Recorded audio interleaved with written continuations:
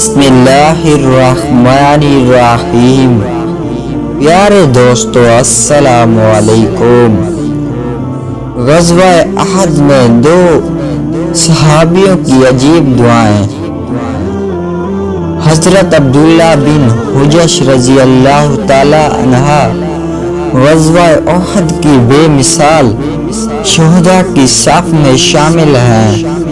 آپ جب احد پہنچے تو آپ نے حضرت سعد بن ابی وقاص رضی اللہ تعالی عنہ کو علیحدگی میں فرمایا کہ آؤ ہم دونوں الگ بیٹھ کر دعا مانگیں اور ایک دوسرے کی دعا پر آمین کہیں۔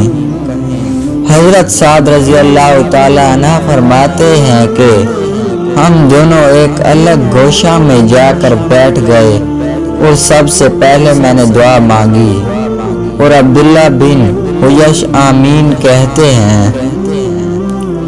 حضرت سعد رضی اللہ تعالی عنہ کی دعا: اے اللہ، ایسے دشمن سے میرا مقابلہ ہو جو نہایت قوی اور دلیر اور غضبناک ہو، کچھ دیر تک میں اس کا مقابلہ کروں اور وہ میرا مقابلہ کرے، پھر اس کے بعد اللہ تعالیٰ مجھ کو اس پر فتح نصیب فرمائے اور میں اس کو شکست دے دوں۔ عبداللہ بن حجش رضی اللہ تعالی عنہ نے حضرت سعد رضی اللہ تعالی عنہ کی دعا پر آمین کہی۔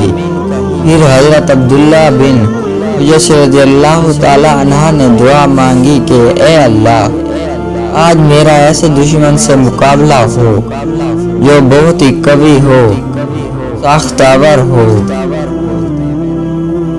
میں محض تیری رضا کے لیے اس سے جنگ کروں اور تیری رضا کے لیے اس کا مقابلہ کروں۔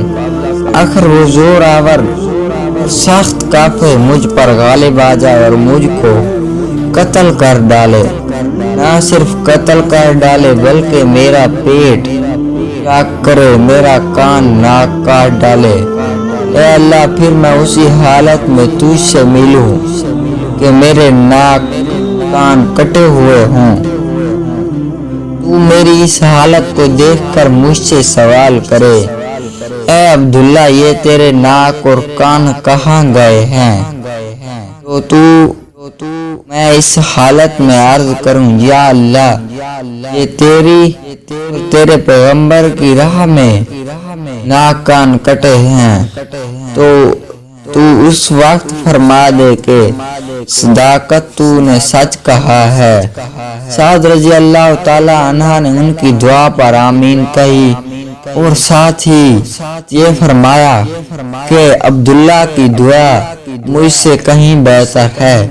شام کو دیکھا کہ ان کے ناک کان کٹے ہوئے تھے، ان کی دعا منظور ہو چکی تھی، یعنی دونوں کی دعائیں شرف قبولیت پا چکی تھیں۔